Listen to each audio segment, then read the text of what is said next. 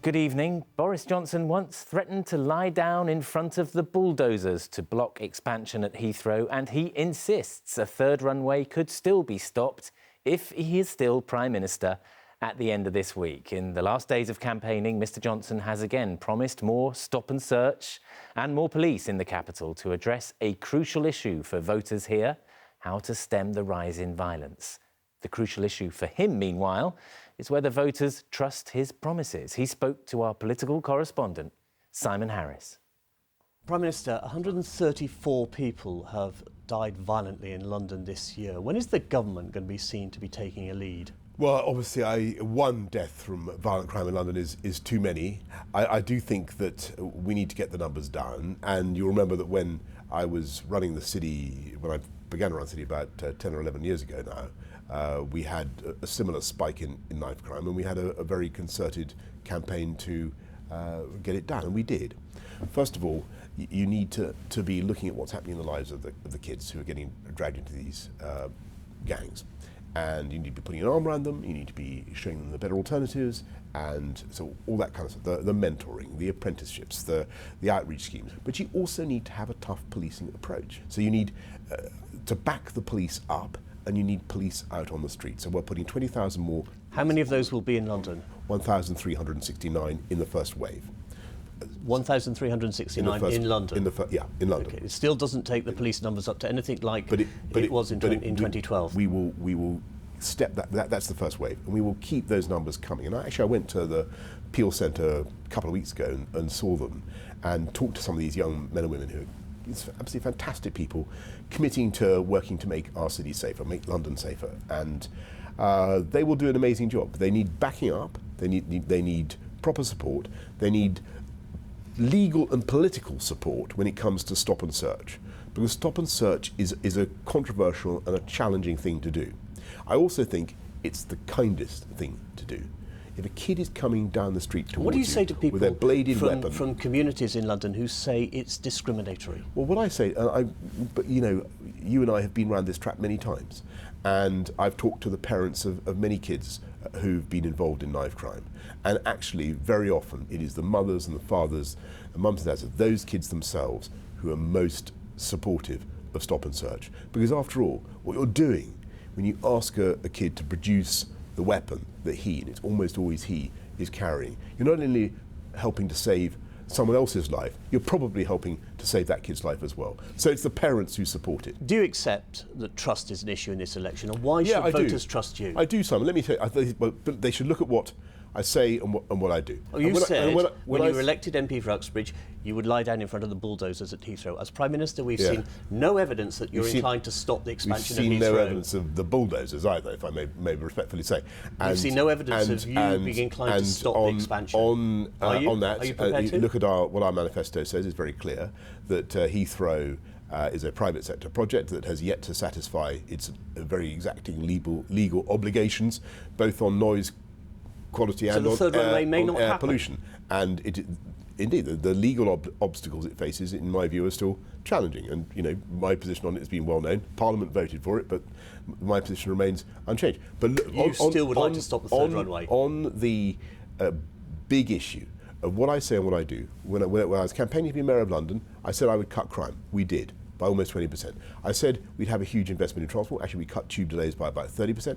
I said that we'd deliver a good Olympic Games, and I think we certainly did. I said we'd build 100,000 affordable homes. We built more. Can I ask you about the current Mayor, Sadiq Khan, and his relationship with the President of the United States? Have you intervened? Have you tried to mediate? No, but that's, you know, what I will say about... Whose side do you take? What I will say about the current Mayor is that I do think he needs to grip what's happening with knife crime, and obviously it's something that we'll work on with him, but I think there needs to be more grip from City Hall, and I think that his building numbers do not look spectacular. I want to see much more building of affordable homes in London, and we will help, but you need to have a good relationship with him, fallen way behind. And I do, and I will. But you know, London is the greatest city on earth, and what's happened to Crossrail too? I mean, he seems to have lost all interest in it. And do you hear a lot about Crossrail 2? What about the river crossing? Well, he'd probably like you to commit to it. Well, I have committed to it, but where's the money? But they have to raise some. Where's his business plan? Where's TfL's business plan? Where's the initiative from Sadiq? Absolute nothing. Where's his plans to extend the Bakerloo line? It's complete apathy. I don't want to be critical of it, but we need some oomph there. Yeah, well, Simon, any sign that relationship between the Prime Minister and the Mayor will be remotely constructive after Friday, if, of course, Johnson does win? Well, we heard the Prime Minister say he gets on with the Mayor and will do in future, but then he was openly critical of the Mayor's record on housing, on crime and his commitment to Crossrail. But, of course, it is a two-way street.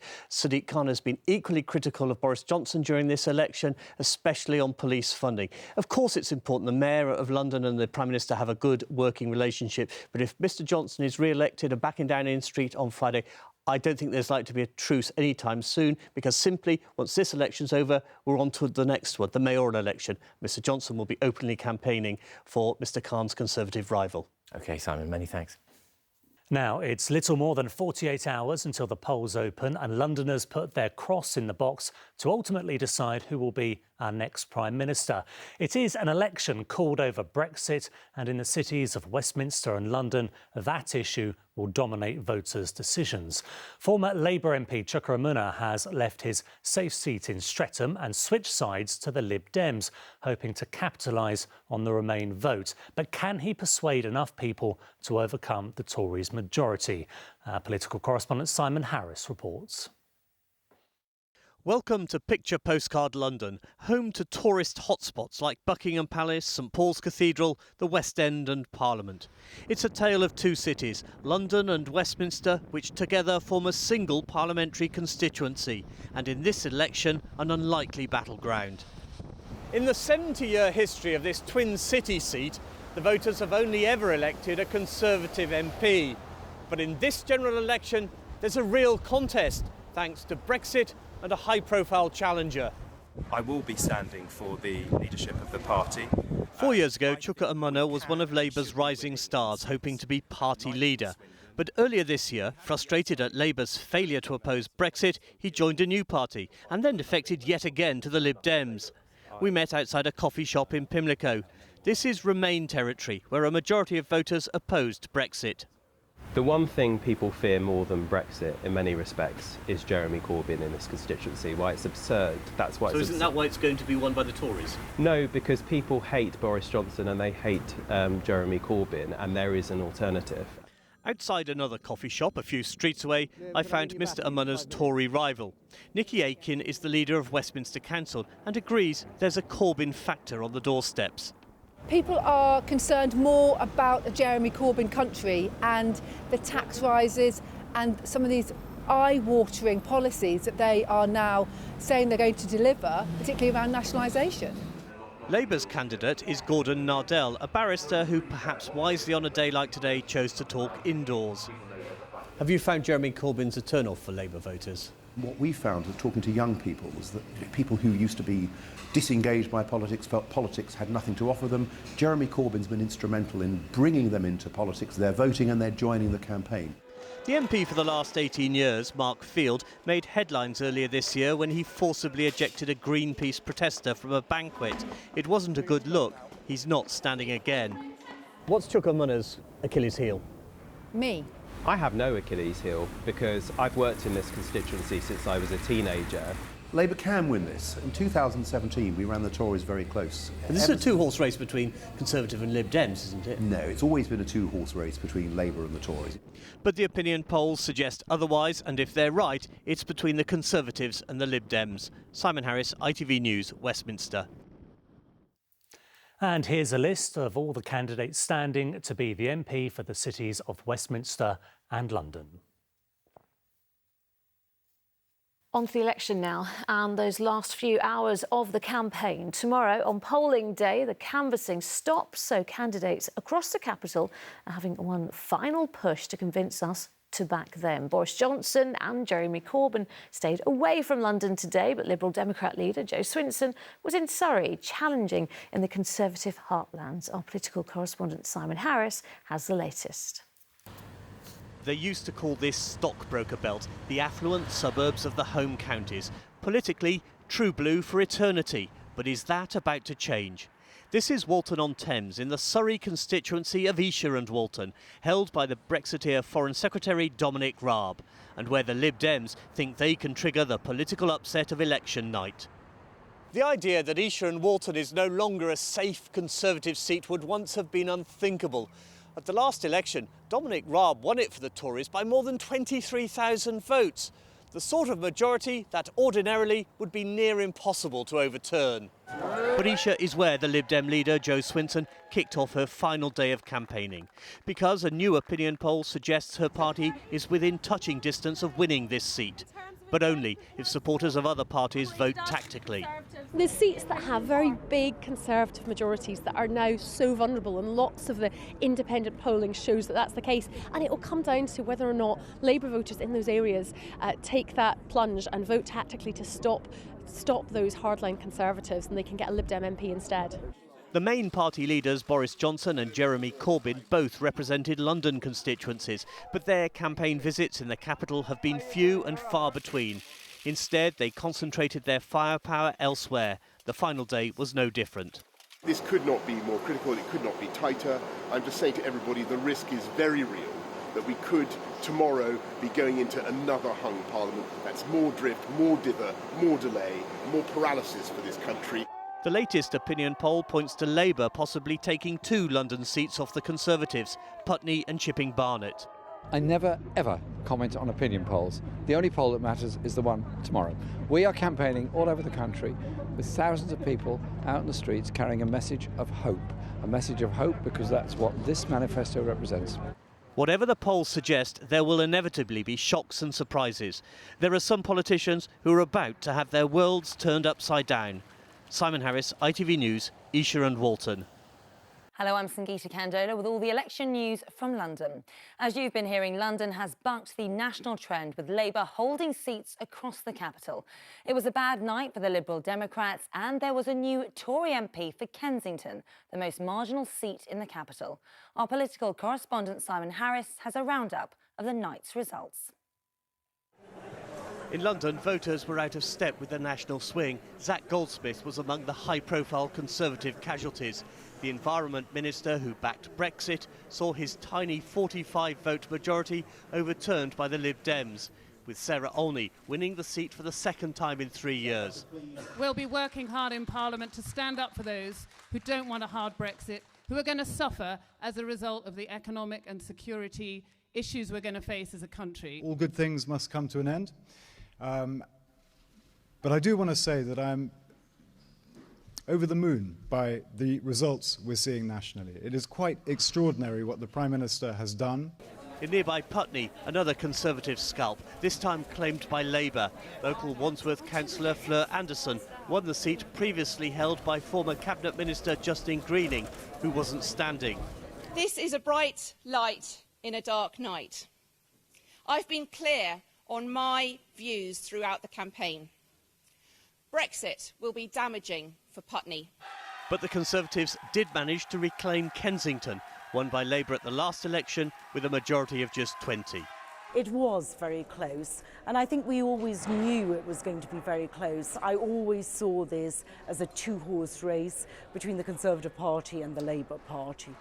Foreign Secretary Dominic Raab saw off a strong challenge from the Lib Dems in Esher and Walton, but his majority was cut from more than 23,000 to fewer than 3,000 votes. In the cities of London and Westminster, former Labour MP Chuka Umunna failed to get elected as a Liberal Democrat. He was beaten by the Conservative leader of Westminster Council, Nikki Aiken.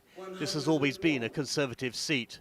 I started on this journey 14 years ago when I thought I should show my daughter Georgia that women can succeed in public life and in politics. It's fair to say we set out to climb Everest, but although we weren't that far from the summit, we did not reach it. There was more disappointment for the Lib Dems in Finchley and Golders Green, where another defector from Labour, Luciana Berger, failed to take Margaret Thatcher's old seat from the Conservatives. Simon Harris, ITV News. Good evening. It was the night London stayed red while the country turned blue. Boris Johnson is back in Downing Street tonight after the Tories' emphatic victory. As Labour seats fell in the North and Midlands, London bucked the trend, the only place in the country where the party gained a seat. Although this city wanted to remain, it didn't back the Lib Dems offering. The surge they hoped for came to almost nothing. Well, this was how the UK looked yesterday, and how it's changed today. London, one of a few pockets of red sitting among a sea of blue. Well, our political correspondent Simon Harris reports on how this election played out in the capital. 24 hours ago, no one could be sure who would be the new tenant in number 10. But this afternoon, after the final votes were counted and his 80-seat majority confirmed, Boris Johnson addressed the nation. Watched by Downing Street staff, some from his City Hall days, the PM managed to squeeze 3 slogans into less than 20 seconds. And I'm proud to say that members of our new One Nation government, a people's government, will set out from constituencies that have never returned a Conservative MP for 100 years. And yes, they will have an overwhelming mandate from this election to get Brexit done.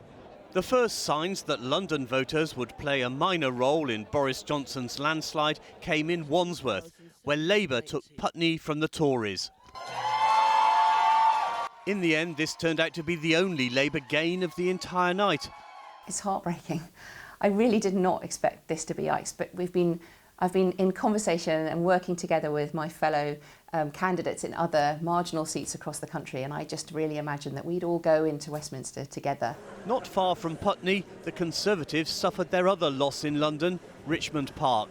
Olney, Sarah Jane, Liberal Democrats, 34,000. This was a rematch between the Lib Dem candidate Sarah Olney and sitting Tory MP Zac Goldsmith. I and my Liberal Democrat colleagues will be working hard in Parliament to stand up for those who don't want a hard Brexit. All good things must come to an end. But I do want to say that I'm over the moon by the results we're seeing nationally. It is quite extraordinary what the Prime Minister has done. London Conservatives drew further comfort from Kensington, where Labour's Emma Dent code gave the impression of being a winner, but was actually a loser. I am truly humbled and honoured to be your MP. The outcome here also foiled the ambitions of former Tory minister turned Lib Dem defector Sam Gyimah, whose speech didn't go down well with Labour supporters. Each and every day on the doorsteps of this constituency, people talked about the fear of Jeremy Corbyn getting into Downing Street. Another high-profile switcher, hoping to be reborn as a Lib Dem MP, was Chuka Umunna, who failed to capture the cities of London and Westminster from the Conservatives. But his party did better in St Albans, where the Lib Dems managed to oust a Tory in a seat where a majority of voters backed Remain. Ultimately, I think a lot of people in St Albans feel and have felt that being let down by the government, let down by the official opposition and let down by their MP. It wasn't all one-way traffic. Elliot Cockburn is the new Conservative MP for Carshalton and Wallington after defeating London's longest-serving Lib Dem MP, Tom Brake. It was obviously an interesting night in London compared to the rest of the country, so I don't think anyone was expecting the Conservatives to make gains. So we're absolutely ecstatic as a party down here in Carshalton and Wallington. For Jeremy Corbyn, last night's Labour meltdown marks the end of the road of his leadership. He's planning to step down, although many in his own party wonder whether he's really got the message. I did everything I possibly could to win this election. I did everything I possibly could in order to bridge the divide between those that voted Leave and those that voted Remain. With so much at stake, tempers on election night can sometimes boil over. In Hayes and Harlington, where Labour's John McDonnell was re-elected, the police had to break up a fight. Simon Harris, ITV News. Well, let's bring in our political correspondent, Simon Harris. So, Simon, the Tories breaking through that red wall, if you like, throughout the rest of the country. but not here in the capital. They've hardly made a dent. Is that ever going to change? Well, this does feel like one of those elections where London is another country. The Conservatives won 2 seats in London. They lost 2 seats. London is still very much a Labour town. No sign of the Tory landslide here. When Boris Johnson stood to be London mayor, he won London twice for the Conservatives. But since then, he's embraced Brexit, and it does seem that his brand is a lot more toxic among London voters. So it'll be interesting to see if, as Gito Harry suggested, he does now try to reposition himself in the centre ground with his new secure majority. One other point, the Labour politician who most closely looking at last night's results and probably taking encouragement from them here in London will be Sadiq Khan ahead of next year's mayoral election. All right, Simon, thank you.